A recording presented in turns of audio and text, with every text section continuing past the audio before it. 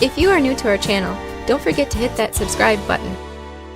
About feeding your plants. This is something that many people may not do or may not think they are needing to do because at the time of planting they've put the recommended fertilizer in the hole at the and then put the plant on top of it and walked away. Well, there are necessities or needs for the plant that may come up throughout the growing season.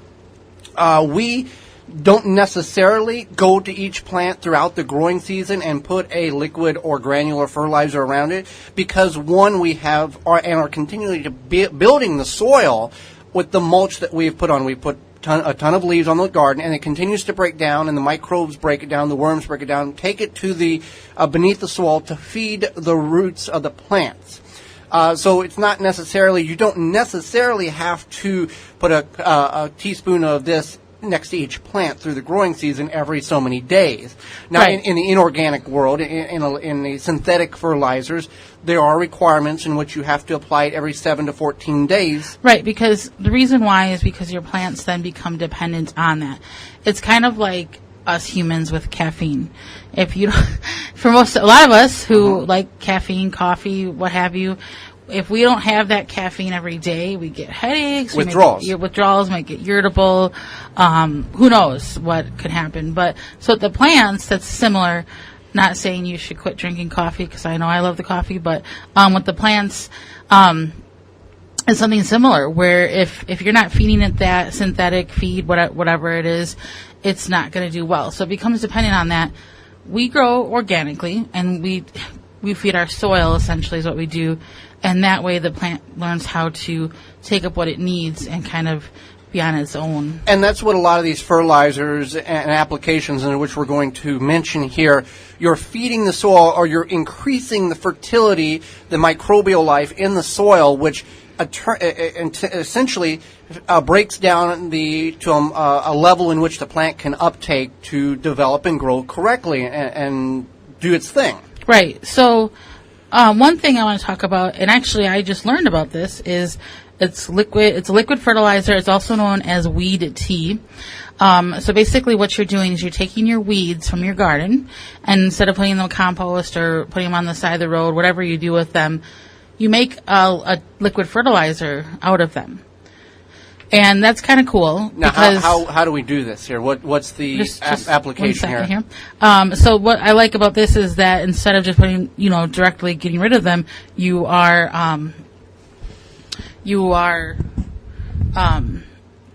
giving them a extra use. And so what you do is you just take like a big garbage can, whatever you have. You could do like a couple 5-gallon buckets. You put the weeds in there, and then you add water.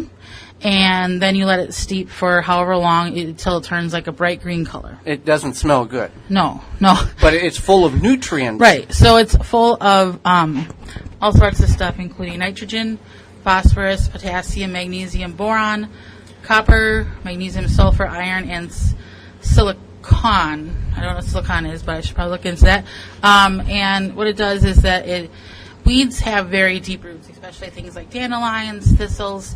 They have that long, deep root. Yeah, they can go 18, 20, 25 inches down. Right, so they're bringing up nutrients to feed their weedy selves, and that is good for your plants because it has all those nutrients. And it has a ton of nitrogen. Right, and we talk about fertilizers being nitrogen, potassium, phosphate, potassium, NPK, the three numbers on the front of your bag.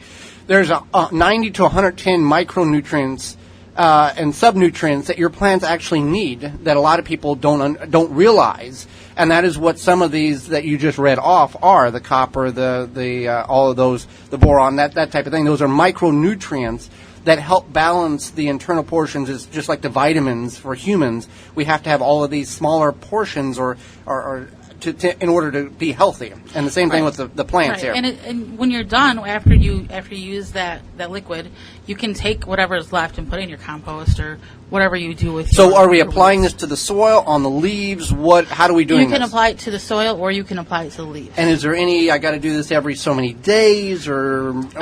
No, not necessarily.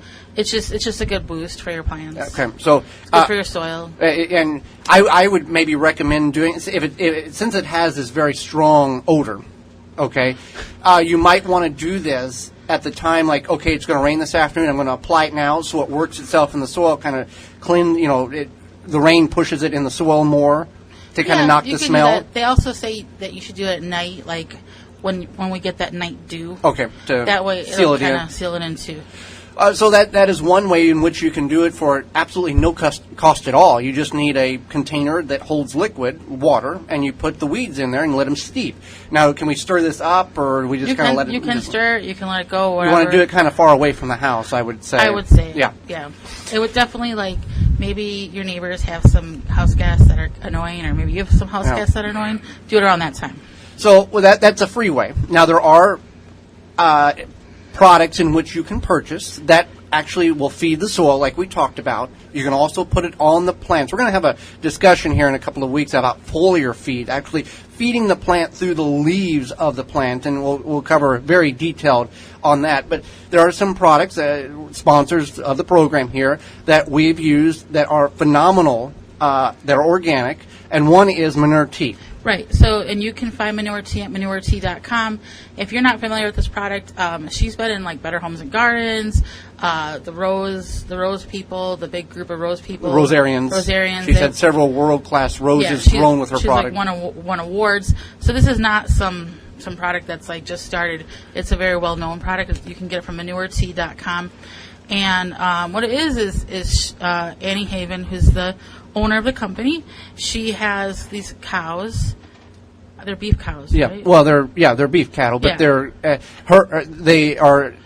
the happiest cows. They're organically grown. There's no pesticides, no vitamins they're or not giving any hormones. Hormone shots, completely like natural. Completely natural. So she takes their manure, and then she dries it out or whatever she does.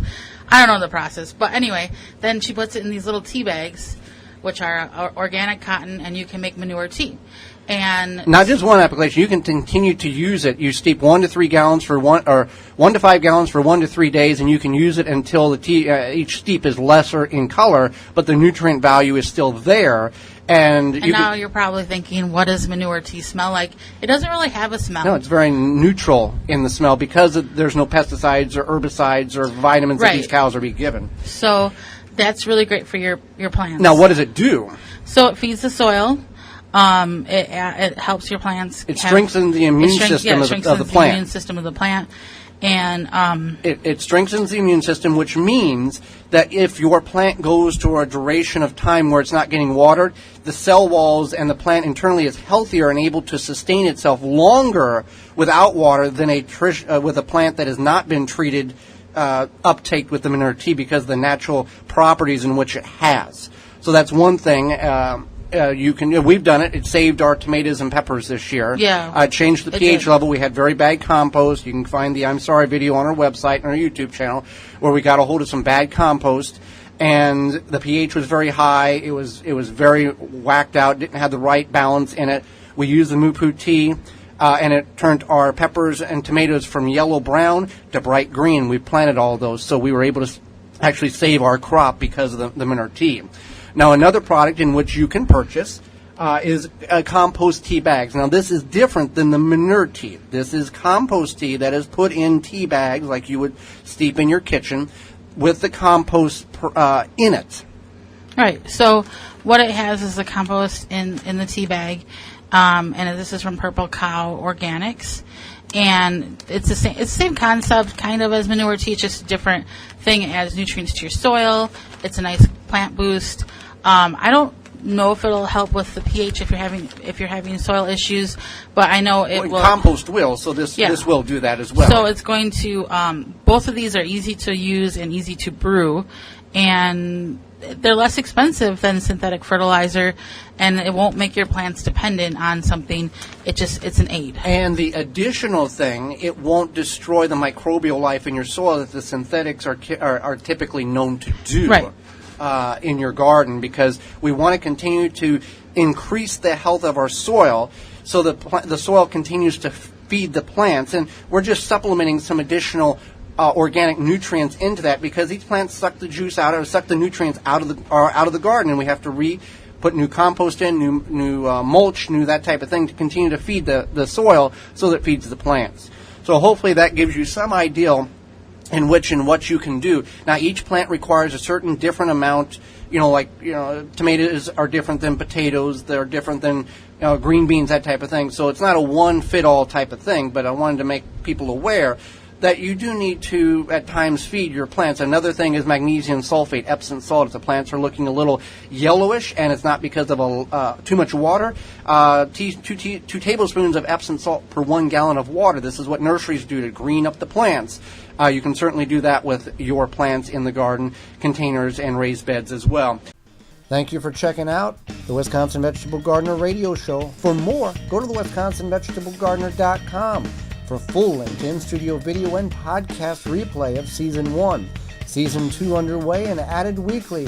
Tweet us at TWVG Show or hashtag TWVG to be part of the program.